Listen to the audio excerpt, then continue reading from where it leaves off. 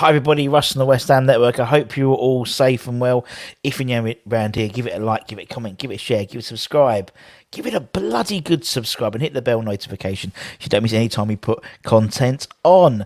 And I bring you today the 17th of March's edition of Hammers Headlines, where we take the latest news that's affecting the Hammers and present them back to you in association with KUMB.com. One news story dominates everything, and that is what's going to kick off in a few hours' time. You know, the last 16 second leg Europa League tie with Sevilla at the London Stadium. Make sure if you're going, get there nice and early. Enjoy the atmosphere. There's going to be, I think, 900 Sevilla fans. They'll be banging the drums and singing as they always do, but we'll have 59,100 crazy hammers cheering the boys on. It's going to be a hell of an evening. And hopefully we can get the result. And actually, as I said, the stories we feature today are dominated by the Sevilla match. The first couple of stories that come out of the press conference from the respective managers. And the first one is Julian Lopetegui, the Sevilla coach, who hailed several players and name-checked several players at West Ham as extraordinary. He's a big fan of the squad that the Hammers have at their disposal, and he reiterated it in his pre-match press conference, saying, I am expecting we will play with a team with extraordinary players who will create difficulties for us. They can cause damage in many ways. Benrahma, Vlasic, Antonio, Fornals, all really good players. Rice, Lanzini, so many good players. The set plays are dangerous as well. All I can say is we're looking forward for a great match tomorrow, and we do not look any further than that. Lopetegui's rave reviews of some of the Hammers stars might be glowing to those players like Declan Rice and Benrahma, but people he hadn't earmarked, so to speak, he hasn't mentioned, they could use his comments maybe to fuel something inside them to prove him wrong, who knows, which may well impact David Moyes' team selection. Speaking of Mr. Moyes and his team selection, in his press conference he was a bit more candid than he usually is. He still kept his cards very close to his chest.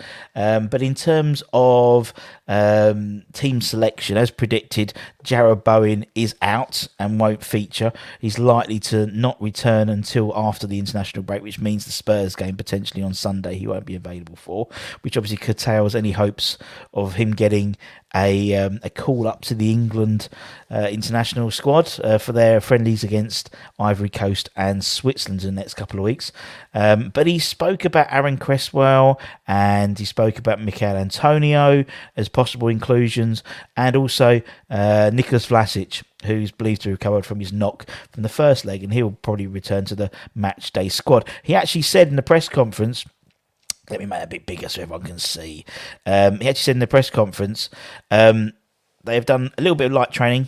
We're trying to find out if they are fit. We're trying to give them every opportunity to be fit, but they did not train with the team, and they did a little bit with the fitness coaches. We will wait to assess them tomorrow to see how they are.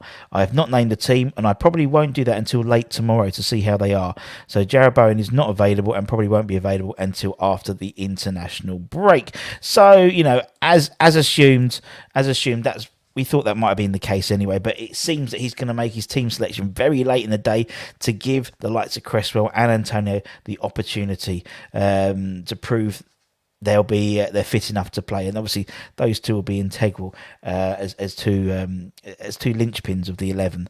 In terms of the latest information from Sevilla, they'll be without people we already know about: Diego Carlos, Fernando, Montelli, Papa Gomez, Rekic, Sozo, Vivoka Campos, who starred in the first leg. He'll be suspended and serving a one-match ban. Thomas Delaney will feature, and Ivan Rakitic is believed to also be set to start as well, having started the last game away to Rayo Vallecano. Vallecano. You say Lacona, I say tomato. So it's going to be a fantastic game, isn't it? We're all really excited. You can sense how much people are buzzing on social media and stuff already. It's going to be palpable. Arguably the most, the biggest European night for 40 years, really, in my lifetime, and the biggest game since 2006 FA Cup, I would suggest. So for a lot of people, it's the biggest game ever in their time supporting West Ham. So it'll be fantastic. So make sure you get the game next. If you're lucky enough to get a ticket, get there early. Get there early to enjoy the atmosphere, and make sure you bring your scarves and give everyone a good old cheer. Good old cheer and a good old. Get your wooden rattles out. I don't think you're allowed wooden rattles anymore, but you know what I mean. You know what I mean. And the last story is not a great story to finish on, but it was widely reported yesterday, so we do report the news. It was reported yesterday that the RSPCA have started the process of bringing a prosecution case against Kurt Zouma and his brother under the 2006 Animal Welfare Act. They released a statement yesterday to say that following a full and thorough investigation, we've started the process of bringing a prosecution against Kurt Zouma and Johan Zouma under the Animal Welfare Act. The two cats continue to be careful while the RSPCA will be in a position to release more information once a court date is confirmed. West Ham said they were aware of the RSPCA statement and said Kurt was cooperating fully with the investigation, saying it was our understanding that Kurt's cats have been checked by a vet, are in good health and have suffered no physical injuries. The club said in a statement, for legal reasons, neither Kurt or the club will make any further comment at the time. So it puts a bit of a dark cloud over, slightly over, what's going to be an incredible night, but it's news, and obviously it's worth letting you guys know. I'm sure you're well aware of it already. The likelihood is he's not going to be picked for the French team, international team, for the next international break as well, which is a disappointment as well, considering he's been playing so well for West Ham. But anyway, don't worry about that. Let's talk. Let's just get all ready for Seville tonight. Anyway, as I said, make sure if you're going, enjoy the game. It's going to be a fantastic atmosphere. If you're not watching on the telly, cheer the boys on, and positivity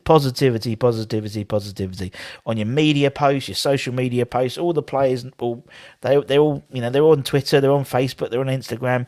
Let's get behind the boys, and if we do, the draw will be tomorrow for the next 2 rounds, I believe. So, and we'll be doing that live if we get through. If not, we won't be. But anyway, take care, everyone. Stay safe. Wash those hands. Come on, you irons. Believe. And I'll see you guys very, very soon. Take care, my friends. Bye-bye.